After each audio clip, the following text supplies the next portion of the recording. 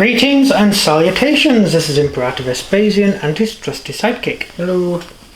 We're taking a look today at a new build that we've got for our Innsmouth project, and this is the Esoteric Order of Dagon building. A very popular building, if you like Sinking City. Yeah, I've never played Sinking City, whereas you have. This is, I'll take a look around the building first before we actually go into the details. That's the front with the Esoteric Order of Dagon on it and the staring eye, and inside we have a fishman, or a statue of a fishman at the back, which looks quite cool, and we have a pool which was added later. This was originally the, was it Miskatonic Hall? No, not Miskatonic Hall, was it the Mason's Hall, and they converted it after the incident that led to the fishermen taking over Innsmouth. So that's the interior. Theoretically this building would have 2 floors, but as you can see the roof is permanently attached. The reason I went for a permanently attached roof was that it could either be a ruin, so there's a hole in the roof, or the roof's there but you just have to imagine it's there. You know, the basic of the roof's there, and that's the interior. That's because I couldn't really see the point in doing a roof like this as a separate part, because it's not Look right. It's not a stable roof that you can move around, so it's much better to stick it together this way and have it more permanent. The exterior is very messy. It's got lots of sort of mould growing on it. The walls are, sorry, the windows are all boarded up. Yeah, very damn building, right? Yes, which is stated in the book. That's the rear. It has the nice little portholes. You see, portholes. Innsmouth is a port town, so it has portholes. And we have the side of the building there, which is exactly the same as the other side, and back round to the front. So that's the building. Now the pool in the middle was added later, when the fishmen took over the town. They made this their primary church, although I think they actually took over this church before the incident, you know, the battle with Slettman and Maori and all them. I think they'd already taken over the Miskatonic Hall at this point. No, the Mason's Hall, and converted it into a church for the worship of Dagon. So I think that had already happened before all the trouble started. The Masons were basically pushed out, and the cult of Dagon began to take over the town. And that's it's a nice little ruin, because most of Innsmouth is ruins, and it's been ruins for quite a while. So there we go. Although I'm not sure if this would be entirely set at the period we're playing. I think at the period we're playing it's the bit where it would only have just been converted. Yeah. So it would be a lot more cleaner. But this is what it looks like. Yeah. Yeah. As to what's under the pool, it's this. Well, if you can see the structure, this is underneath the church. This is the crypt, and you get to it through the pool, and this is where the fishmen live, and this is the American army that went in the 1920s during the Innsmouth incident and cleared out the city, for the most part anyway. So what do we know about it? I only know what I know from Sinking City. And what do you know from Sinking City? Which is that the Order, once Innsmouth was destroyed, because in Sinking City the Innsmouth was destroyed, and they move to this new place. Unfortunately, half the people that move are all part of the cult, and they run everything. Yeah. So they say they give food to people to convert them, and then they trap them so that you're stuck working for them. And they believe that one day, I forgot her name, there's this massive sea creature underwater that will rebirth. Mother Hydra. That's it, will rebirth. So the Sinking City is set after the army went in. Yeah. In the late 20s. His mouth gets completely annihilated. Yeah, the army went in. There was a. Well, let's just go back a bit. So originally, Innsmouth was a port town. I think I've already covered this in one of the other videos.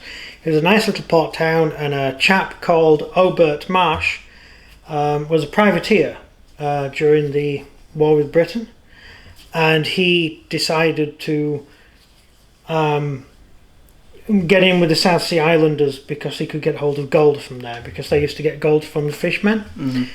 And so he went in there. He got a idol which he threw in. If you throw the idol into the sea, it tells the fishermen that you want to talk to them.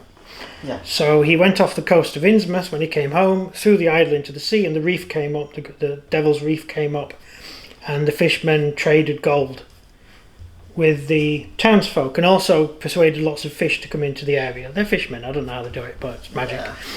And so lots of fish came near the harbour, so it was easier to fish. And Innsmouth became a very rich town, which raised Captain Obert to be almost in charge of the town, regardless of the election cycle. And it got so bad, people began disappearing. They were kidnapped and sacrificed out of Devil's Reef. And just the usual. Just the usual. And Selectman Mowry decided that the best course of action to take would be to arrest Obert, because he was committing murder. And so they arrested Captain Obert and his immediate disciples. Unfortunately, the fishermen then came up out of the sea. There was a battle in the town of Innsmouth, which is where this damage comes, or some of this damage comes from. The fishermen took the town over, let Obert out of jail, and Obert took over. So this is where the kind of schism happens. During the War of Independence, the fishermen supported the Americans, supported the rebels, right, against the Crown. And this is probably because the Crown was hunting down cultists. The British Empire was taking on cultists, and because they threatened imperial power. And sooner or later, the British would have got on to dealing with Innsmouth. So the decision had been made to back the war, back the rebellion. Not because the fishermen would, believed in the new American state, the patriots, but because they meant the British would leave them alone. Yeah. Now, because the Web-footed Regiment was one of the best regiments in the best aiding regiments in the war, and also because they were the ones that got George Washington across the river. They created fog, which stopped the British from seeing them when they escaped, and it's all in the book. They became instrumental in aiding the Americans winning that war. So when the war was over, the new American government basically left Innsmouth alone. Innsmouth had supplied huge amounts of troops to the war, and so why would they mess with Innsmouth? So they let Innsmouth to itself. It's a new world. Let's all work together. Fishermen can live alongside Americans, and everything's going to be fine. Of course, as time went on, more people got thrown into the river, and things got more awkward. And then it came to the American Civil War. Now, Innsmouth, being in Massachusetts, back north, they supported the North during the Civil War. And more as a matter of expediency, the American government didn't directly try to push themselves on Innsmouth. They had enough trouble dealing with the Confederacy and the Gould problem at the time. There was a limited draft. They found it very hard. The draft guys came into Innsmouth, and because it had been quite a while since Innsmouth folk had been having babies with fishermen, there were very few able-bodied men in good physical condition who could actually fight in the army. So it was a very limited draft. So after the war was over, the Americans began to look more closely at Innsmouth. And this thing. I'm trying to think of the timetable here. That would run us through World War One and get us into the early 1920s. At which point, just move that building around for you. At which point, a chap who was a Marsh, wasn't he? It turned out he was a Marsh.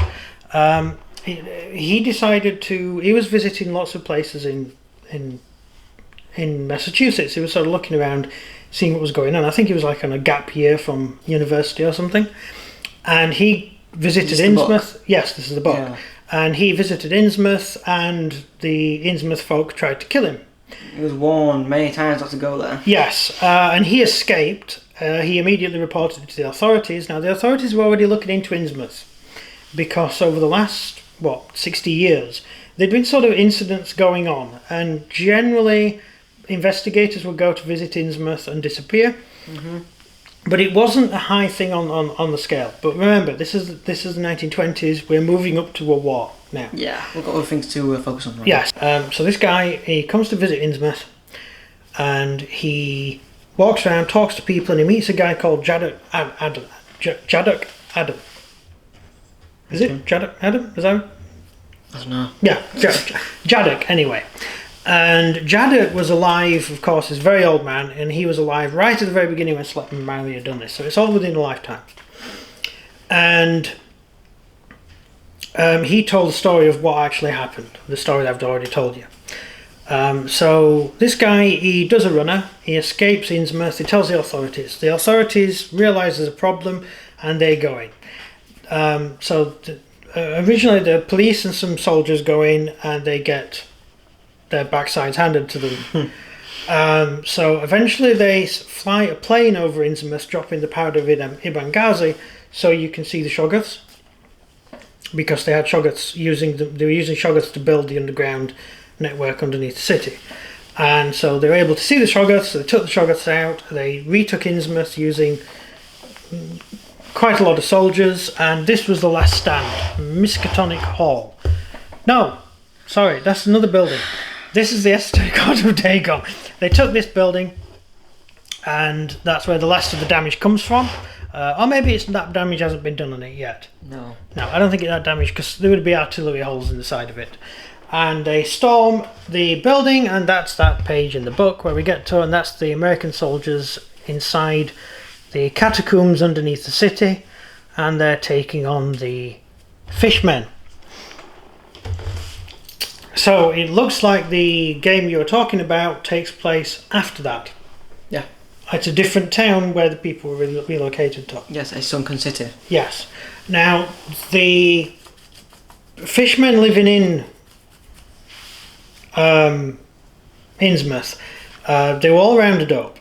And the ones who looked like half fish, half man, were put in concentration camps. And the other half were sort of kept under watch. One of the Waitleys? Yeah, Waitleys. She was there. There's a slightly older woman. She's still held in captivity by the. It's not called the MAGIC now. But back then it would have been the Office of Naval Intelligence, ONI, who took them prisoner, and she's still alive, and she's still in captivity all these years later, which is like 80 years later, because fishmen are basically immortal. So yeah, that's a quick overview of the plot. And this is the Esoteric Order of Dagon. It is a religion, so it's basically a church in many ways. And there's the eye at the top and of Dagon, and the Esoteric Order symbol on the back wall there. And yeah, that's about it. That is the main the most important building in Innsmouth to the Innsmouthians. Yeah. Because it's the church where they meet, where their cult is run from, where they worship Mother Hydra and Dagon. So that's about it. That's an overview, and that's the building we're using. So we've got quite a few more buildings to go, But this is going to be the more or less the centerpiece of the city, because it's the most important building in the city. So doubtless that will be used as a defensive point during games. Yeah. But we haven't played in it yet, so we'll have to see. So that's it. Have you got any questions? No. No questions? So that's about it. Thank you very much for watching. Oh no, you do this. Yeah, thank you very much for watching. If you like the video, please do like and subscribe, and comment down below what you think of the Esoteric Order of Dagon. Yeah, that would be awesome. So thank you very much for watching. Goodbye. See ya.